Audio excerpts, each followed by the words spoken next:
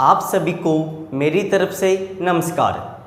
आज की इस वीडियो के अंदर हम बात करेंगे how can we determine the covalent character in any ionic compound. इससे पहले लास्ट वीडियो में हमने बात की थी आयनिक कैरेक्टर की प्रॉपर्टीज़ के बारे में। इसके साथ ही हमने बात की थी बॉर्न हैबर साइकिल के बारे में। तो चलो शुरुआत करते हैं आज की इस वीडियो की।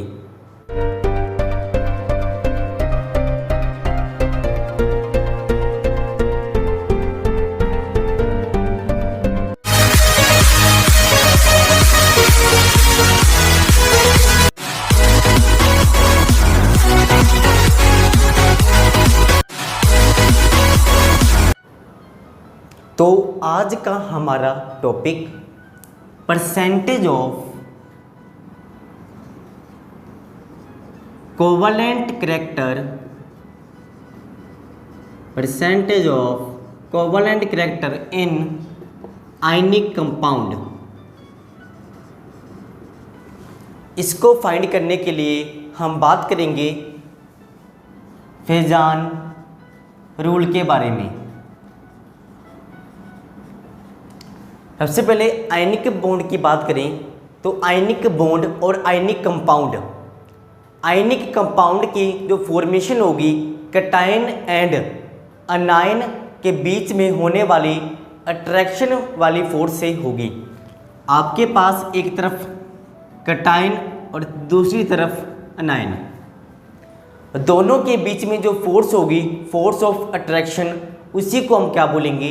Ionic bond. आपके पास एक तरफ होगा कैटायन और दूसरी तरफ आपके पास होगा अनायन। जैसे ये दोनों कंपाउंड, ये दोनों आयन्स आपस में पास आएंगे तो कैटायन के द्वारा दूसरे एटम जिसके ऊपर चार्ज होगा अनायन, उसका जो स्फीयर होगा वो डीफॉर्म हो जाएगा और स्फीयर के डीफॉर्म होने से उसके अंदर उसकी जो शेप होगी इस टाइप से होगी। मतलब कैटायन इलेक्ट्रॉन को अपनी तरफ अट्रैक्ट करेगा, जिससे उसका जो इलेक्ट्रॉन क्लाउड होगा वो डीफॉर्म हो जाएगा, जिसको हम बोलेंगे पोलराइजेशन। और एक कैटायन के द्वारा होगा किसका? अनायन का। कैटायन के द्वारा अनायन के क्लाउड को डीफॉर्म कर देना, उसको हम बोलते हैं पोलराइजेशन। और इसको हम बोलेंगे polarising power. Polarising power cation की होगी और पोलराइजेशन ऑफ अनायन होगा। इसके बाद हम बात करेंगे कैटायन के बारे में। तो कैटायन के अंदर सबसे पहले size of cation, size of cation. Cation का जितना साइज कम होगा उतनी ही उसकी पोलराइजिंग पावर ज़्यादा होगी। फॉर एग्जांपल, साइज जितना कम, पोलराइजिंग पावर उतनी ही ज़्यादा। आपके पास सोडियम प्लस, सोडियम के बाद पोटेशियम प्लस, इन दोनों को कंपेयर करें तो इन दोनों में सोडियम का साइज कम होगा तो इसकी पोलराइजिंग पावर पोटेशियम से ज़्यादा होगी। इसके आगे हम बात करें चार्ज ऑन कैटायन। कैटायन के ऊपर जितना चार्ज होगा उतनी ही उसकी पोलराइजिंग पावर ज़्यादा होगी। चार्ज मैक्सिमम, पोलराइजिंग पावर ज़्यादा। आपके पास example sodium plus magnesium 2 plus, aluminium 3 plus. इन तीनों में एल्युमिनियम के ऊपर चार्ज सबसे ज़्यादा, तो इसकी पोलराइजिंग पावर तीनों से ज़्यादा होगी। इसके आगे हम बात करें pseudo noble gas configuration, pseudo noble gas configuration, जिसका जनरल फॉर्मूला होगा NH2 NP6 ND10। तो इसके अंदर हम बात करेंगे एग्जाम्पल, आपके पास कॉपर की अगर इलेक्ट्रॉनिक कन्फिग्रेशन की बात करें तो कॉपर की इलेक्ट्रॉनिक कन्फिग्रेशन होगी Ar3D10 4s1, electronic configuration of the copper. अगर हम कॉपर प्लस की बात करें, इसका मतलब कॉपर में से एक इलेक्ट्रॉन निकाल लिया गया, तो इसकी जो कन्फिग्रेशन होगी Ar3D10। अगर आप कॉपर प्लस को कंप्लीट कन्फिग्रेशन के अंदर लिखोगे तो आपके पास आएगा 1s2 2s2 2p6 3s2 3p6 4s2 3d10 और 4s यहाँ पे 0 हो गया। तो आपके पास इसकी जो इलेक्ट्रॉनिक कन्फिग्रेशन होगी वो इस टाइप से होगी। इसका जो नंबर ऑफ इलेक्ट्रॉन होंगे 28 होंगे। इसके बाद आगे देखें हम, इसके लास्ट के तीनों, जिसके अंदर N3 NH2 NP6 ND10, इसका मतलब कॉपर प्लस की पोलराइजिंग पावर ज़्यादा होगी। स्यूडो नोबल गैस कन्फिग्रेशन अगर होगी तो उसकी पोलराइजिंग पावर ज़्यादा होगी। इसके अलावा कॉपर प्लस के नीचे वाले एलिमेंट की बात करें तो सिल्वर प्लस और गोल्ड प्लस, इनकी भी पोलराइजिंग पावर ज़्यादा होगी। इसके अलावा हम बात करें जिंक 2+, अगर जिंक के 2 इलेक्ट्रॉन को रिमूव कर दें तो इसकी कन्फिग्रेशन होगी आपके पास Ar3D10। तो इस तरह से जिंक की भी स्यूडो नोबल गैस कन्फिग्रेशन होगी और जिंक प्लस की भी पोलराइजिंग पावर ज़्यादा होगी। अगर जिंक प्लस के अलावा इसके नीचे वाले एलिमेंट की बात करें तो आपके पास कैडमियम 2+ और मरकरी 2+, इनकी भी पोलराइजिंग पावर ज़्यादा होगी। तो इस तरह से total 6 element copper plus, silver plus, gold plus, zinc 2+, cadmium 2+ और मरकरी 2+, इन सब की पोलराइजिंग पावर ज़्यादा होगी। इसके आगे हम बात करेंगे अनायन के बारे में। तो अनायन के अंदर अनायन जो चार्ज होगा वो होगा नेगेटिव। सबसे पहले बात करेंगे साइज ऑफ अनायन।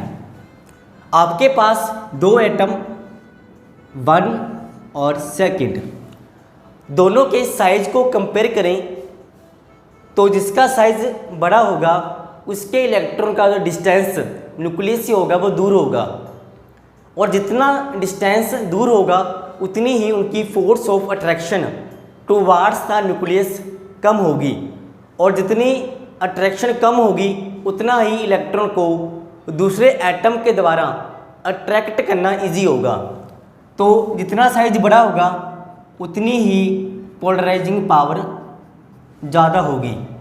इसके आगे अगर बात करें हम साइज के कंपैरिजन में तो आपके पास Cl नेगेटिव और Br नेगेटिव, दोनों में से ब्रोमीन का साइज बड़ा होगा तो इसकी पोलराइजिंग ज़्यादा होगी। इसके आगे बात करें चार्ज ऑन अनायन। एटम के ऊपर जितने नंबर ऑफ इलेक्ट्रॉन होंगे उतनी ही उसकी पोलराइजेशन होगी। आपके पास 2 एटम, एक के पास 1 इलेक्ट्रॉन और एक के पास 3 इलेक्ट्रॉन, तो 3 इलेक्ट्रॉन वाले की पोलराइजेशन ज़्यादा होगी।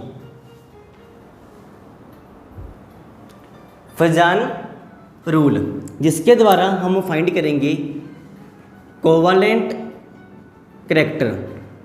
कोवलेंट कैरेक्टर, जिसके अंदर जो कैटायन होगा उसकी क्या होगी, पोलराइजिंग पावर, कैटायन की पोलराइजिंग पावर, और अनायन की होगी वो पोलराइजेशन। कैटायन के द्वारा अनायन के इलेक्ट्रॉन क्लाउड का डीफॉर्म होना, उसी को आप क्या बोलते हैं, पोलराइजेशन, जिसके द्वारा डिसाइड होगा percentage of the covalent character. इसके अलावा अगर हम बात करें, आपके पास एटम NaCl, NaBr, Na, इसके अंदर बात करें सोडियम सभी में कॉमन सेम होगा, किसका फर्क है इसमें, अनायन। अगर चार्ज की बात करें, सभी अनायन के ऊपर चार्ज -1। इसके बाद सेकंड पॉइंट साइज की बात करें तो इसमें आयोडीन का साइज सबसे बड़ा होगा, तो इसकी पोलराइजेशन सबसे ज़्यादा होगी। सोडियम आयोडाइड की पोलराइजेशन सबसे ज़्यादा होगी। इसके अलावा अदर करैक्टरिस्टिक्स की बात करें तो जिसका जितना कोवलेंट कैरेक्टर होगा,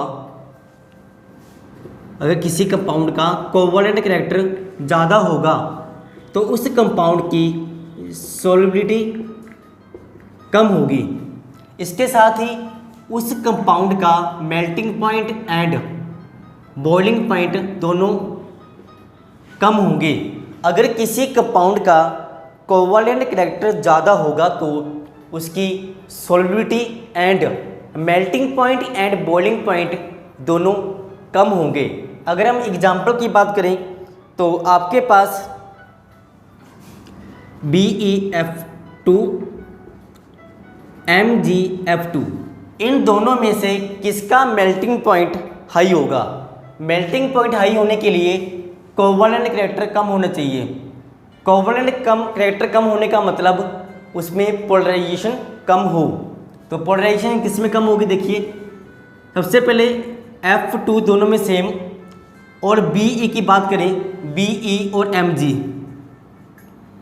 तो Mg का साइज बड़ा होगा, और जिसका साइज बड़ा होगा उतनी ही उसकी पोलराइजेशन कम होगी, और पोलराइजेशन कम होगी तो उसका कोवलेंट कैरेक्टर कम होगा और उसका मेल्टिंग पॉइंट क्या होगा, हाई होगा।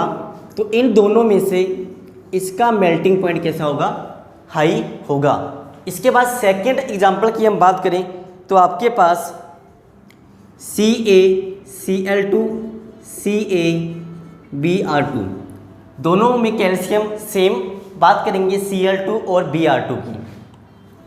तो Cl2 और Br2 में से Br का साइज बड़ा होगा तो इसके अंदर पोलराइजेशन ज़्यादा होगी, लेकिन हम यहाँ पे बात करेंगे कम पोलराइजेशन की, क्योंकि जितनी पोलराइजेशन कम होगी उतना ही मेल्टिंग पॉइंट हाई होगा।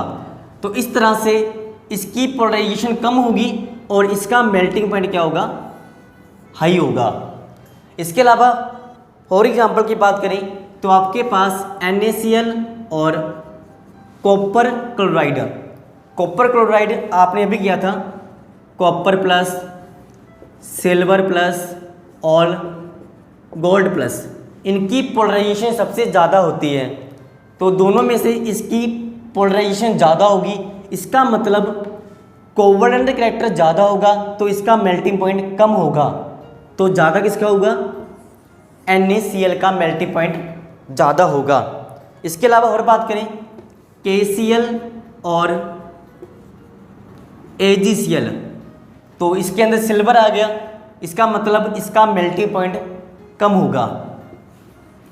एक और एग्जांपल की बात करें FeOH का थ्राइस, FeOH का ट्वाइस, दोनों में OH के ऊपर चार्ज सेम होगा, लेकिन Fe की बात करें इसके अंदर Fe के ऊपर +3, इसके अंदर Fe के ऊपर +2, और जितना चार्ज कम होगा उतनी ही पोलराइजेशन कम होगी और उतना ही मेल्टिंग पॉइंट ज़्यादा होगा। तो इसका मेल्टिंग पॉइंट क्या होगा, ज़्यादा होगा।